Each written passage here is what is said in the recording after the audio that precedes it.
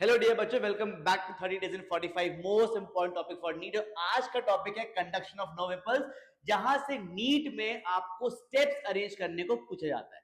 अच्छा, होता क्या है ये, जब भी आपकी बॉडी के अंदर कोई स्टिमुलस या कोई इंपल्स आता है तो ये इंपल्स सीधा आपके एक्सॉन मेम्ब्रेन पे आके ट्रिगर करता है। आइए देखिए, स्टिमुलस आया, ये आपका एक्सॉन मेम्ब्रेन है। ये एक्सॉन मेम्ब्रेन की अंदर वाला पोर्शन है, ये बाहर वाला पोर्शन है। अंदर वाले पोर्शन को बोलते हो एक्सोप्लाज्म और बाहर को आउटसाइड या एक्स्ट्रा सेलुलर फ्लूइड बोलते हो। बाहर यूजुअली पॉजिटिव होता है due to presence of sodium, अंदर होता है negative due to presence of protein. Normally देखा गया है आउटसाइड सोडियम का कॉन्सेंट्रेशन ज्यादा होता है और अंदर पोटेशियम का कॉन्सेंट्रेशन ज्यादा होता है। क्योंकि बाहर सोडियम ज्यादा है इसीलिए बाहर पॉजिटिव है, अंदर नेगेटिव ड्यू टू प्रोटीन से, ना कि पोटेशियम।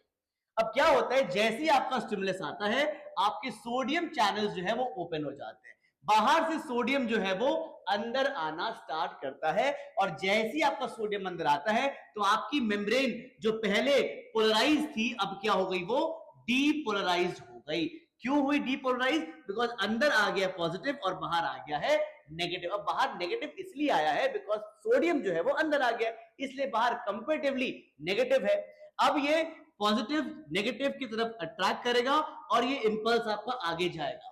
अब जैसी एक एक्शन पोटेंशियल रीच हो जाता है जो कि प्लस 45 मिली वोल्ट होता है, जैसी एक्शन पोटेंशियल रीच होता है फिर आपके ओपन होते हैं पोटेशियम चैनल्स। ये पोटेशियम चैनल जब ओपन होंगे तो अंदर से पोटेशियम जो है वो बाहर एक्स्ट्रा सेलुलर फ्लूइड के ऊपर आप बाहर चला जाता है। अब एक लिमिट तक आपका पोटेशियम बाहर गया। अब जैसे पोटेशियम बाहर चला गया और लास्ट स्टेप में क्या होता है, सोडियम पोटेशियम पंप आपके ओपन होते हैं। क्योंकि हमको नॉर्मली आपका जो मेम्ब्रेन है वहां बाहर सोडियम ज्यादा करना है, अंदर पोटेशियम ज्यादा रखना है। अब ओपन होगा सोडियम पोटेशियम पंप, जिसमें 3 सोडियम बाहर जाते हैं अंदर से और 2 पोटेशियम बाहर से आपके अंदर आते हैं, just to again regain the membrane polarity.